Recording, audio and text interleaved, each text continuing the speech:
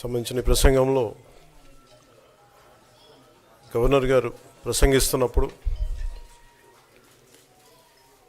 గత ప్రభుత్వంలో ఉన్న నాయకులు, వారి సభ్యులు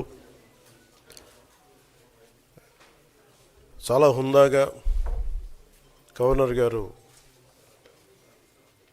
ప్రభుత్వం తరపున ఆయన సందేశాన్ని తీసుకెళ్తున్నప్పుడు వారు చేసింది ఏమాత్రం సబబుగా లేదు. గవర్నర్ గారు గత నెల రోజులుగా ఆయన ఆరోగ్య పరిస్థితి బాగా లేకపోయినా కానీ కంటిన్యూస్గా తీవ్ర జ్వరంతో బాధపడుతున్నప్పటికీ కూడా ఆయన ప్రత్యేకించి వచ్చి ఆయన ఈ రోజుని చాలా ఘనంగా, చాలా బలంగా ఈ మెసేజ్ని ఇచ్చినందుకు ముందుగా గవర్నర్ గారికి మా ప్రత్యేక ధన్యవాదాలు. గవర్నర్ గారి ప్రసంగంలో వైసీపీ అగ్రనాయకత్వం కానీ, సీనియర్ నాయకులు కానీ, వారి ఎమ్మెల్సీ సభ్యులు కానీ గవర్నర్ గారి ప్రసంగం పత్రులు చించేయడం కానీ, లేదంటే వారు ప్రత్యేకించి డిమాండ్ మాకు ప్రతిపక్ష హోదా ఇవ్వాలి అనేది చాలా బలంగా మాట్లాడుతూ వచ్చారు. ఇది అడిగితే వచ్చేది కాదు, అది ప్రజలు ఇస్తేనే వస్తుంది. బేసిక్గా ఒకటి హయ్యెస్ట్ మెజారిటీ ఎవరికి ఉంది వాళ్ళు ప్రభుత్వం ఫామ్ చేస్తారు, వాళ్ళకంటే నెక్స్ట్ స్టేజ్ ఎవరికి ఉంటే వాళ్ళకి ప్రతిపక్ష హోదా ఇస్తారు. అంతేగాని గతంలో మేము ప్రభుత్వాన్ని పరిపాలించాం కాబట్టి మా ప్రతిపక్ష హోదా ఎవరికి ఇవ్వరు. కనీసం జనసేన కంటే కూడా ఒక సీట్ ఎక్కువ వచ్చినా కానీ వాళ్ళకి ప్రతిపక్ష హోదా దక్కేది. ఈ రోజున ప్రభుత్వంలో సెకండ్ లార్జెస్ట్ పార్టీ జనసేన. దాన్ని ప్రజల దృష్టికి తీసుకొద్దాం. వైసీపీ నాయకులు వాళ్ళు చేస్తుంది ఏంటంటే మాకు ప్రతిపక్ష హోదా ఇస్తే తప్ప మేము అసెంబ్లీలో అడుగు పెట్టాం, లేదంటే ప్రసంగాలను అడ్డుకుంటాం అని. ఇది సరైన మెసేజ్ బయటికి వెళ్దాం, ఇది సరైన విధానం కూడా కాదు. ఇది ప్రజలందరికీ తెలియజేయాలనుకున్నాం. ఇది ప్రతిపక్ష హోదా ఏ పరిస్థితిలో వస్తుందంటే మీకు రూలింగ్ పార్టీ కంటే కూడా అత్యధికంగా ఇంకొక సీట్లు వాళ్ళకంటే మీరు వస్తే, దాని తర్వాత స్థానం మీకు వస్తే ఖచ్చితంగా ప్రతిపక్ష హోదా వాళ్ళకే ఉంటుంది. 21 సీట్లు ఉన్న జనసేన, 11 సీట్లు ఉన్న వైసీపీకి ప్రతిపక్ష హోదా ఎలా వస్తుంది? మేము వస్తే తప్ప మేము అసెంబ్లీకి రాము, ఇలా గవర్నర్ ప్రసంగాలను అడ్డుకుంటాం అనేది ఇది సరైనది కాదు. ఇది ప్రజలందరికీ కూడా తెలియచేస్తున్నాం ఈ సందర్భంలో. అందుకని ఇది భవిష్యత్తులో కూడా మేము కోరుకునేది వైసీపీ నాయకుల్ని, మీకు ప్రతిపక్ష హోదా ఇవ్వకపోయినా ప్రజలు మీకు 11 సీట్లు ఇచ్చారు, దాన్ని గౌరవించి మీరు అసెంబ్లీకి రండి. మీ స్థాయికి తగ్గట్టుగా మీకు మీకు ఎన్ని ప్రశ్నలు అడగాలో దాన్ని తగ్గట్టుగా ఇస్తారు మీకు. ఇవన్నీ దాటి మన స్పీకర్ గారు కూడా చాలా గౌరవంగా, వాళ్ళు 11 సీట్లు వచ్చినప్పటికీ కూడా చాలా గౌరవంతో ఇంతకాలం వాళ్ళకి ఇస్తూ వచ్చారు. ప్రశ్నోత్తరాల సమయంలో కూడా ఆయనకి ఇచ్చారు.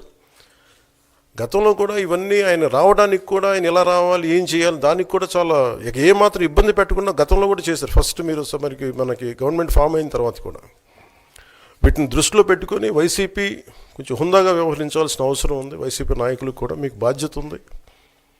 గవర్నర్ గారి ప్రసంగాన్ని మీరు ఆ విధంగా మీరు ప్రశాంతంగా విని దాన్ని వచ్చే జరుగుతున్న సమావేశాల్లో మీరు దాని మీద లోటుపాట్లు మీరు చెప్తే బాగుంటుంది తప్ప ఇలా కూర్చోబెట్టి అరుపులు కేకలు ఇది సమంజసంగా లేదు. అంటే అర్ధాంతరంగా ప్రతిదానికి అసెంబ్లీలోకి రాగానే గొడవ పెట్టుకోవాలి, దేన్నైనా విభేదించాలనేది ఇది చాలా లో లెవెల్ ఆలోచన విధానం, లో లెవెల్ స్ట్రాటజీ. అది ప్లీజ్ మీరు అప్గ్రేడ్ అవ్వండి, మీరు అప్లిఫ్ట్ చేసుకొని మీరు కూర్చోబెట్టి డెమోక్రటిక్ ప్రాసెస్కి గౌరవం ఇవ్వండి. మనస్ఫూర్తిగా వైసీపీ నాయకులకి ఇది నా విన్నపం, నా విజ్ఞాపన. This what I would like to say. And నిజంగా కావాలి అంటే మీరు ఈ 5 సంవత్సరాల్లో మీరు ప్రతిపక్ష హోదా మీకు రాదు, అది మీరు మెంటల్గా ప్రిపేర్ అయిపోండి. 11 సీట్లతోటి మీకు ప్రతిపక్ష హోదా ఇవ్వబడదు, రాదు. ఎందుకంటే ఇట్ ఈస్ చంద్రబాబు గారు, గౌరవ ముఖ్యమంత్రి చంద్రబాబు గారు డిసైడ్ చేసేది కాదు, జనసేన డిసైడ్ చేసేది కాదు.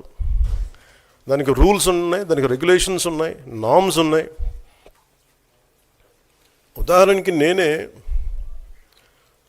ప్రభుత్వం, మన కేంద్ర ప్రభుత్వం ఫార్మేషన్కి మేము వెళ్ళినప్పుడు పార్లమెంటరీ లీడర్ని ఎన్నుకోవాలి మనం కూర్చున్నప్పుడు, ఎన్డీఏ పక్ష నాయకుడు ఎన్నుకోవాలనుకున్నప్పుడు నేను నాయకుల స్థాయిలో నేను కూర్చున్నాను. అదే నేను ఇక్కడ మంత్రిగా ప్రమాణ స్వీకారం చేసేటప్పటికి నన్ను ప్రధానమంత్రి గారి పక్కన నన్ను కూర్చోబెట్టలా. నేను డిప్యూటీ సీఎం అయినప్పటికీ కూడా అది మంత్రి హోదానే కాబట్టి తిరిగి నన్ను మంత్రులందరూ పక్కనే కూర్చోబెట్టారు తప్ప ప్రత్యేకంగా నన్ను అక్కడ కూర్చోబెట్టలేదు. ఇది very specific rules and regulations నడుస్తాయి.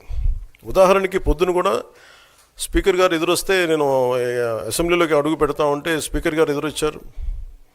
మనకి వచ్చి ఆయన కూడా ఆయనతో పాటు రండి అని వెళ్తుంటే ముందుకు తీసుకెళ్తుంటే నాకు అనిపించింది, సార్ ఇది డిప్యూటీ సీఎంకి ప్రోటోకాల్ ఉండదు, ఓన్లీ ముఖ్యమంత్రి గారు, స్పీకర్, మనకు కౌన్సిల్లో ఉండే చైర్మన్ ఆయనే మీరు చేయాల్సింది తప్ప ఇది మేము ఉండేది కాదని చెప్పి నేనే వెళ్ళిపోయాను. ఎందుకంటే మేమే ప్రోటోకాల్స్ బ్రేక్ ఎందుకు చేయమంటే మాకు లేని ప్రోటోకాల్ మేము అడగం. అలాగే వైసీపీ నాయకత్వం కూడా గుర్తించాల్సింది, ఇది మీకు హోదా ఇవ్వబడదు. ఇది చంద్రబాబు గారు ఆప్ చేస్తేనే కాదు, ఇది ఎవరు ఆప్ చేసింది కాదు, మీకు ప్రజలు మీకు ఇవ్వలేదు. మీకు అది మీరు దృష్టిలో పెట్టుకొని మీరు ప్రవర్తించాల్సింది మనస్ఫూర్తిగా నేను వారిని కోరుకున్నాను. అంతేగాని వారిని ఎక్కడ అవమానం పరచాలని కానీ వారిని తగ్గించాలని కానీ లేదు. 175 సీట్లు కేవలం 11 సీట్లు ఇచ్చారు వాళ్ళకి. ఆ దృష్టిలో పెట్టుకొని ప్రవర్తించవలసిందిగా మనస్ఫూర్తిగా వారికి కోరుకుంటూ మీకు తెలియజేసుకున్నాను. Thank you.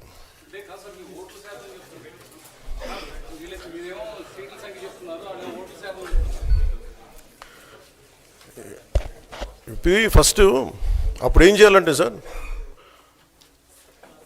అప్పుడు జర్మనీకి వెళ్ళిపోవాలండి. ఇప్పుడు జర్మనీలో ఏంటంటేనండి, నేను జర్మనీ రిజల్ట్స్ కూడా ఇది వచ్చినాయి చూస్తా ఉన్నాను. ఎలక్షన్స్లో 25% వచ్చిన హైయెస్ట్ పర్సంటేజ్ ఆఫ్ వచ్చిన ఓటుకి ఇన్ని ఎంపీస్, ఇంత అసెంబ్లీ స్థానాలు ఉంటాయి వాళ్ళకి. 5% మించి తక్కువ వస్తే 5% ఓట్లు మిగతా వాళ్ళు పంచుకుంటారు. మనకు అలాంటి బెనిఫిట్ మనకు లేదు కాబట్టి మన రాజ్యాంగంలో లేదు. వాళ్ళు మంకు పట్టు పడితే they are free to go to Germany. Thank you.